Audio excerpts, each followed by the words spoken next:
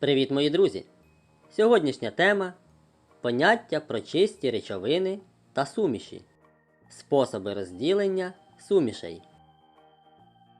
Крім поділу речовин на прості та складні, їх поділяють на чисті речовини і суміші. Речовину, що не містить домішок інших речовин, називають чистою. У ній містяться лише ті частинки, наприклад, молекули та атоми, з яких вона утворилася. Хай би яким способом одержували чисту речовину, хоч би де у природі вона перебувала, склад її залишається незмінним. Приклади чистих речовин: олово, сірка, алмаз, вода, чистий цукор, сахароза, кухонна сіль, хлорид натрію та харчова сода, бікарбонат натрію. Загалом чистими речовинами є кристали. Але слід зазначити, що абсолютно чистих речовин не існує. У кожній речовині є певна кількість домішок. Навіть речовина, яку на побутовому рівні прийнято вважати чистою, містить домішки. Але чиста речовина має сталі властивості. Тобто вміст домішок у речовині, яку вважають чистою, такий малий, що не впливає на її властивості. Наприклад, ми всі добре знаємо таку речовину, як кухонна сіль. Це тверда речовина, білого кольору, солона на смак, розчинна у воді. Кухонна сіль, яку ми купуємо в магазині, продається у пачках з надписом «Сіль екстра» та «Кам'яна сіль». Достатньо поглянути на вміст кожної сільнички, щоб відразу ж сказати, що в кам'яній солі домішок більше. І це дійсно так, бо сіль екстра добувають додатковим очищенням кам'яної солі від домішок інших речовин. Проте повністю позбутися інших речовин усе одно не вдається. Речовини, які складаються з двох і більше речовин, називають суміші. Речовини, з яких складається суміш, називають компонентами. Більшість речовин у природі є сумішами. Змішуванням двох чи більше чистих речовин можна приготувати будь-яку суміш. Можна брати різні кількості однієї та іншої речовини. У будь-якому разі це будуть суміші. Розглянемо приклад приготування суміші цукру і залізних ошурок. Цукор білого кольору і добре розчиняється у воді. Залізо в порошку темно-сірого кольору. І напевно ви знаєте, що має властивість притягуватися магнітом. Якщо змішати однакові кількості цукру і залізних ошурок, буде суміш цукру і заліза. В цій суміші є структурні частинки двох речовин. Можна змішувати однакову кількість заліза і цукру, або цукру більше, а заліза менше, чи навпаки, але все одно це буде суміш цукру і заліза. А ось смачний поживний продукт – молоко – також належить до сумішей. Але воно має настільки однорідний вигляд, що в ньому неозброєним оком можна виявити лише жир, який збирається на поверхні молока після відстоювання. А ось інші компоненти можна побачити тільки у мікроскоп, та й то не всі. Нафта – природна суміш, у якій понад 100 речовин. Її розділяють на суміші з меншим складом речовин, наприклад, бензин, керосин. Повітря, що нас оточує, також суміш. Повітря містить різноманітні гази, домішки та пилоподібні тверді речовини. Із газоподібних речовин у складі повітря найбільша частка азоту. 5-та частка припадає на кисень.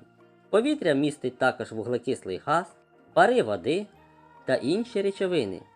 Їх не можна розгледіти навіть під мікроскопом. Повітря прозоре, газоподібне, не має смаку, кольору. вологе або тепле, запилене, має запах, якщо насичене парами летючих речовин, наприклад, бензин чи дим. Гірські породи, такі як граніт, теж природна суміш. Вона йде на виготовлення оздоблення будинків, пам'ятників тощо. Якщо придивитися до граніту уважніше, видно неоднорідність за кольором. Він містить 3 різні речовини.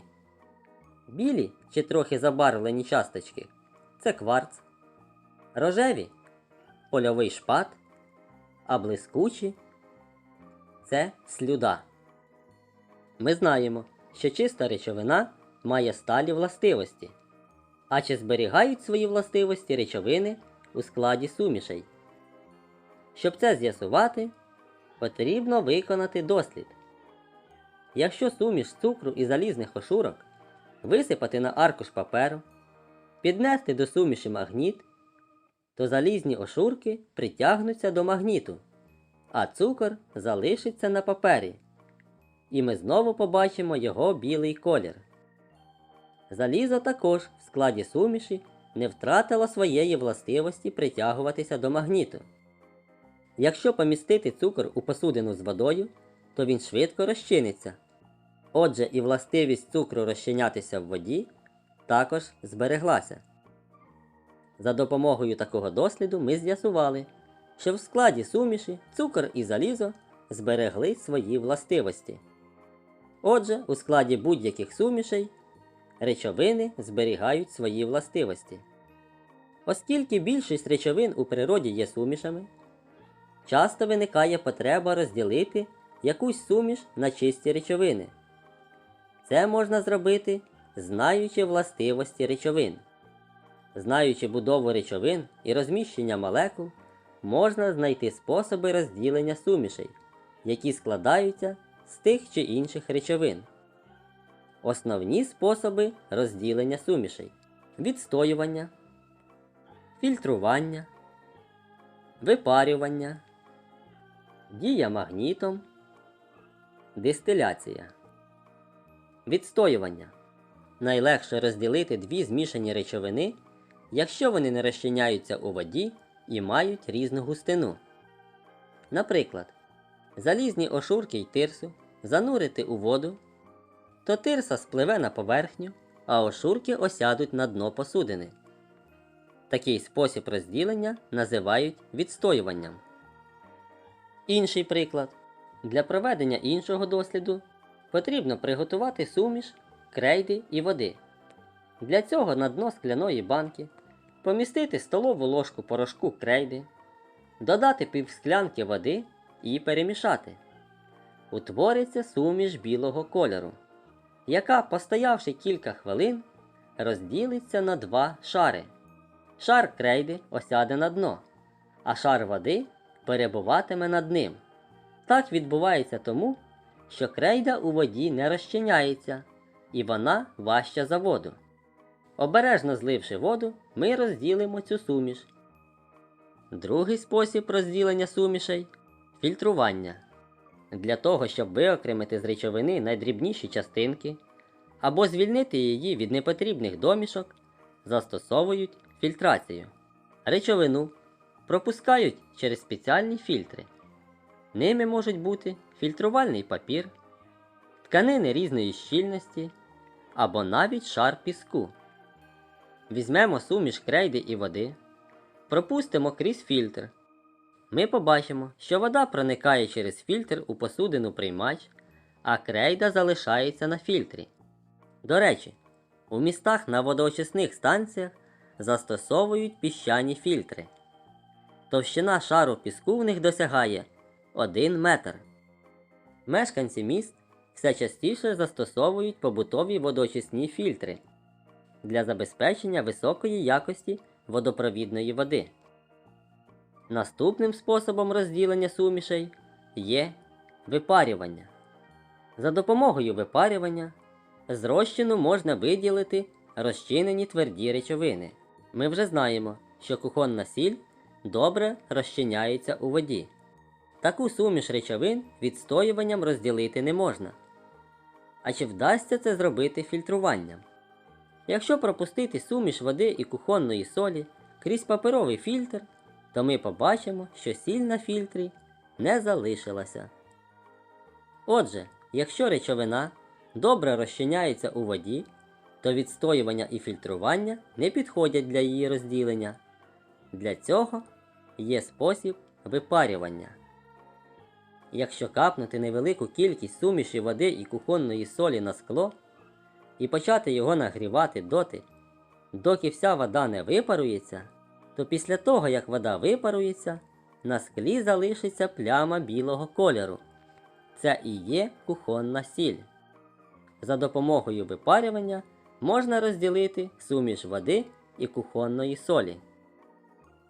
Наступний спосіб розділення сумішей – дистиляція. Під час дистиляції суміш нагрівають до кипіння, а пару, що при цьому утворюється, охолоджують. Так одержують, наприклад, дистильовану воду. Людина широко використовує суміші в повсякденному житті. Для ремонту приміщень готують суміш цементу, піску та води.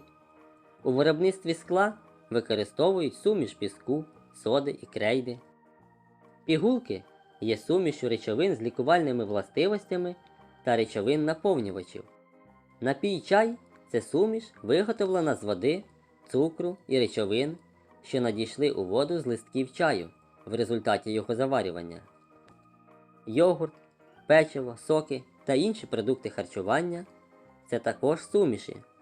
У цьому легко переконатися, прочитавши їх склад на етикетках. Молоко – суміш води, жиру та білків. Суп, компот, фруктовий сік, квас, оцет – це також суміш. Із суміші металів отримують чавунний посуд. На природному газі готують страви, бензином заправляють автомобілі.